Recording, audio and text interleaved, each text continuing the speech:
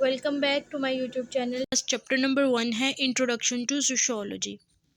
इस लेक्चर में हम लोग डिस्कस करेंगे कि सोशियोलॉजी हमारे पास होती क्या है, सोशियोलॉजी की डेरिवेशन कहाँ से हुई है इस टर्म की, इसकी इंटरप्रिटेशन क्या है, सोशियोलॉजी का डेफिनेशन क्या है, सोशियोलॉजी का ओरिजिन क्या है और सोशियोलॉजी के मेन फाउंडर कौन से हैं।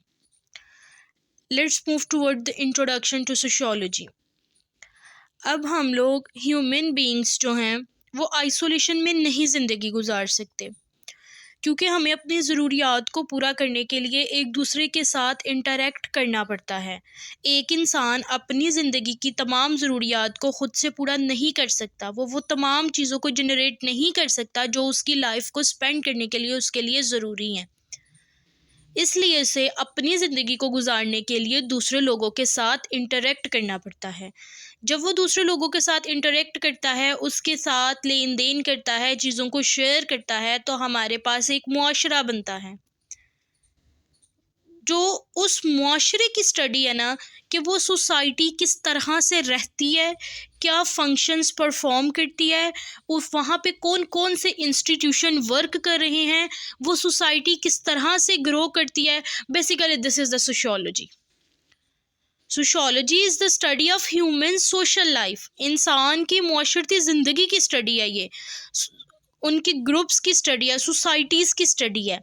ये हमें ये बताता है कि लोग किस तरह से एक दूसरे के साथ इंटरेक्ट करते हैं, किस तरह से वो अपने बिहेवियर को बनाते हैं, किस तरह से वो अपनी सोच को बिल्डअप करते हैं, किस तरह से वो एक सोसाइटी में रहते हैं, किस तरह से उन्होंने अपने इंस्टीट्यूट को ऑर्गेनाइज किया होता है।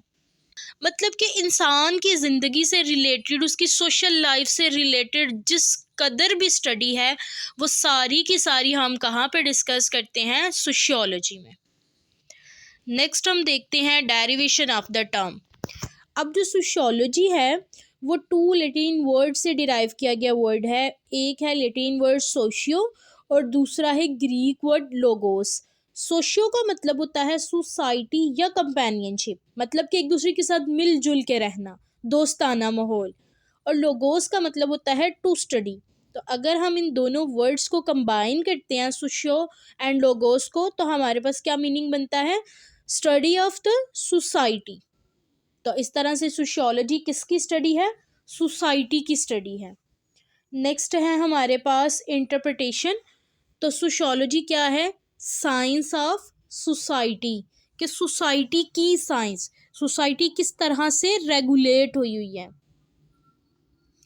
नेक्स्ट है हमारे पास डेफिनेशन। तो according to Weber, sociology is the scientific study of society, including pattern of social relationship, social interaction and culture।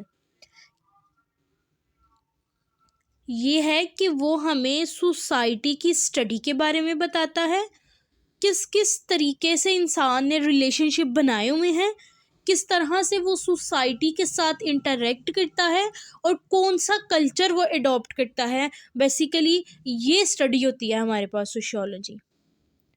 अब आ जाएगा ओरिजिन ऑफ सोशियोलॉजी। तो जो सबसे पहले सोशियोलॉजी को इंट्रोड्यूस करवाया था, वो करवाने वाले थे ऑगस्ट कॉम्टे।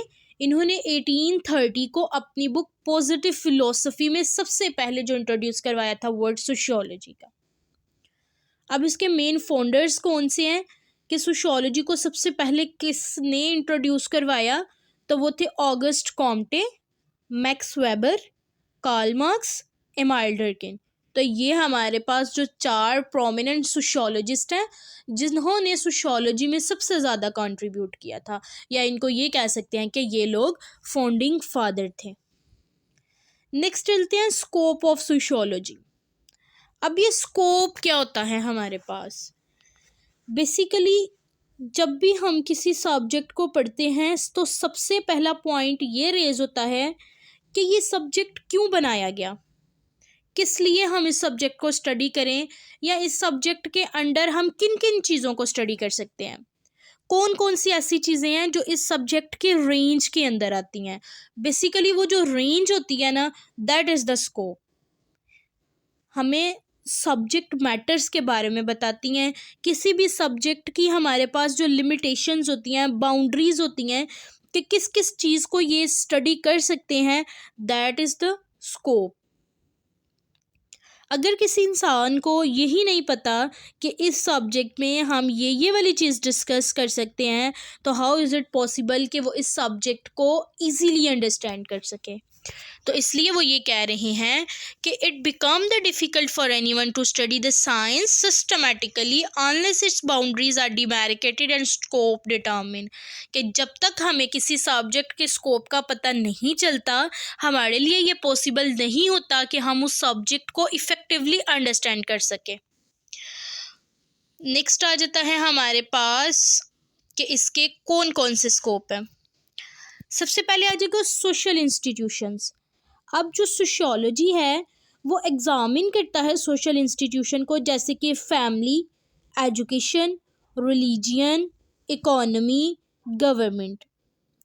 अब देखें, जो सोशल इंस्टीट्यूशन है वो ह्यूमन सोशल लाइफ को बनाने में बहुत अहम किरदार अदा करते हैं।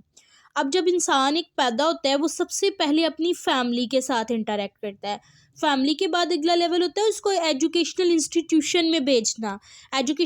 फिर उसके बाद ये होता है कि वो किस रिलीजियन से बिलोंग करता है, वो कहाँ से पैसे ले रहा है, वो जिस सोसाइटी में रह रहा है वहाँ पे कौन सी फॉर्म ऑफ गवर्नमेंट है।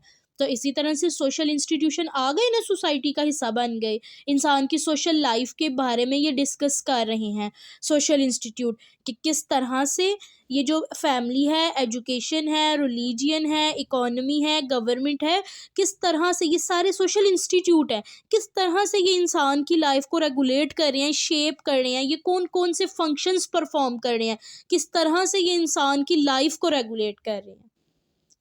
Next one is social stratification.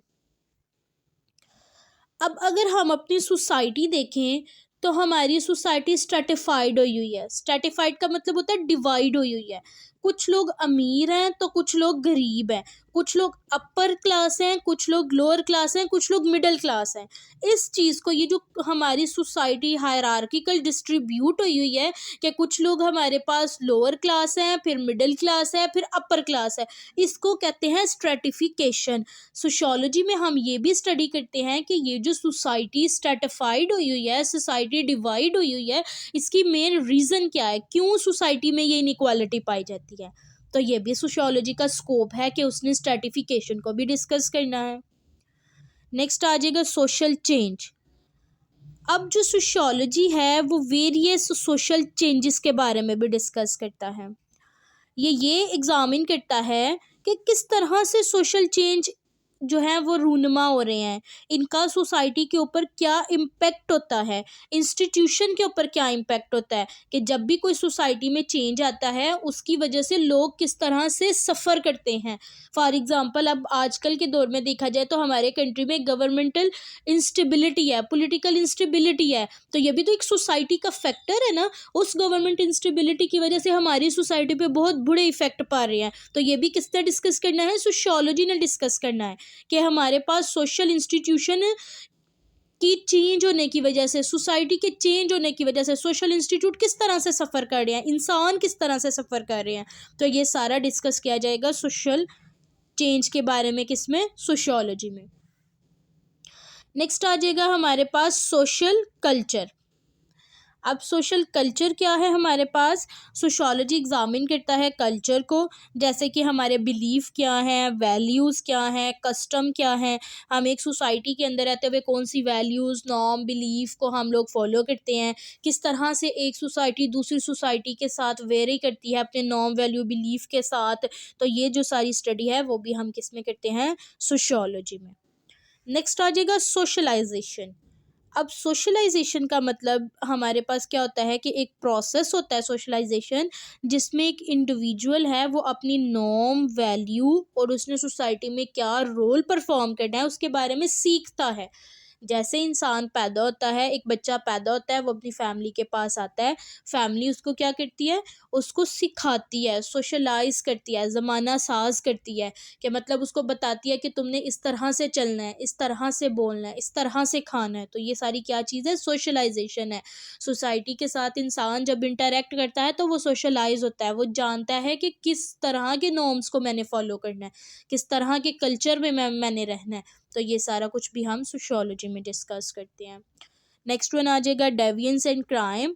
अब डेविएंस एंड क्राइम के बारे में किस तरह से हम सोशियोलॉजी में डिस्कस करते हैं, हम ये देखते हैं कि जब भी कोई इंसान कोई क्राइम कमिट करता है या सोशल नॉर्म से डेविएट करता है, डेविएंस बिहेवियर शो करता है, तो उसकी वजह से सोसाइटी में क्या इफ़ेक्ट पड़ते हैं, सोसाइटी में रहने वाले लोग किस तरह से सफ़र करते हैं, उन क्राइम की वजह से एक सोसाइटी किस तरह से चेंज हो रही है।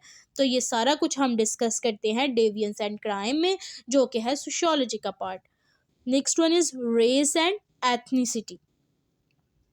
अब जो सोशियोलॉजी है वो इन्वेस्टिगेट करती है रेस एंड एथनिसिटी के बारे में, जो कि हमें ये बताती है कि सोसाइटी किस तरह से सफ़र करती है इन तमाम चीज़ों की वजह से, किस तरह से हमारी जो सोसाइटी है वो रेस और एथनिसिटी की बुनियाद के ऊपर इनइक्वालिटीज़ को जनरेट करती है, या रेस और एथनिसिटी किस तरह से इनइक्वालिटी को लेके आती हैं, और ये इनइक्वालिटीज़ किस तरह से डिस्क्रिमिनेशन का बायस बनती हैं, किस तरह से हमारी सोसाइटी इनको डिस्क्रिमिनेट करती है, किस तरह से हमारी सोसाइटी में ये चीज़ें बुराइयाँ लेके आती हैं। नेक्स्ट आ जाएगा हमारे पास ग्लोबलाइजेशन। अब ग्लोबलाइजेशन क्या है, सोशियोलॉजी इन्वेस्टिगेट करती है ग्लोबलाइजेशन के बारे में भी, जो हमें रेफ़र करती है कि इंटरकनेक्टेडनेस और interdependence of societies and culture across the world, के ना सिर्फ हम अपनी कंट्री में रहते हुए सोसाइटी को देखते हैं, बल्कि क्रॉस द वर्ल्ड भी हम सोसाइटी को एग्जामिन करते हैं। सोशियोलॉजी जो होती है हमारे पास, वो एग्जामिन करती है इकोनॉमी को, political and cultural impact of globalisation on individual and society, के ग्लोबलाइजेशन की वजह से एक इंडिविजुअल के ऊपर और एक सोसाइटी के ऊपर इकोनॉमिक, पॉलिटिकल एंड कल्चरल कौन कौन से इम्पैक्ट हो रहे हैं, ग्लोबलाइजेशन की वजह से एक सोसाइटी को क्या क्या फेस करना पड़ रहा है, किस तरह से वो सफ़र कर रही है। तो यहीं तक था हमारे पास आज का लेक्चर, जिसमें हम लोगों ने सोशियोलॉजी का इंट्रोडक्शन डिस्कस किया। हमने ये देखा कि सोशियोलॉजी होती क्या है और सोशियोलॉजी का स्कोप क्या है। अगर आप स्कोप को मोर मॉडिफाई करना चाहें तो आप जैसे सोशल इंस्टीट्यूट है, इनको सेपरेट से भी लिख सकते हैं, इसके हेडिंग्स बना सकते हैं। अब सोशल इंस्टीट्यूट में हमारे पास फैमिली आ जाती है, एजुकेशनल इंस्टीट्यूट आ जाते हैं, रिलीजियन आ जाता है, पॉलिटिक्स आ जाती है। तो इन सबको आप सेपरेट सेपरेट लिख सकते हो। फैमिली लिख सकते हो कि सोशियोलॉजी में हम ये पढ़ते हैं कि एक फैमिली किस तरह से बनती है, फैमिली की वजह से सोसाइटी में क्या इम्पैक्ट आते हैं, फैमिली किस तरह से एक इंडिविजुअल को सोशलाइज करने में रोल प्ले करती है। तो फिर उसके बाद आप अगली हेडिंग दे सकते हो कि हमारे पास होता है एजुकेशनल इंस्टीट्यूट, कि सोशियोलॉजी हमें ये बताती है कि एजुकेशनल इंस्टीट्यूशन का ओरिजिन क्या है, किस तरह से ये बने, किस तरह से ये इवॉल्व हुए, एक एजुकेशनल इंस्टीट्यूट एक सोसाइटी के ऊपर क्या इम्पैक्ट डालता है, या इंडिविजुअल जब एजुकेशनल इंस्टीट्यूशन से एजुकेशन हासिल करता है, हासिल करने के बाद वो एक सोसाइटी के लिए किस तरह से कारआमद होता है। तो ये सारा कुछ आप लोग इसको थोड़ा सा ब्राइटली और डिस्कस कर सकते हो। मैंने आपके साथ मेन पॉइंट आपके साथ हेडिंग शेयर की है, तो आप इसकी सब हेडिंग्स भी बना सकते हो। तो यहीं तक था आज का हमारा लेक्चर। अगर आपको लेक्चर से रिलेटेड कोई भी क्यूरीज हो, feel free to ask in comment section. अल्लाह हाफिज़।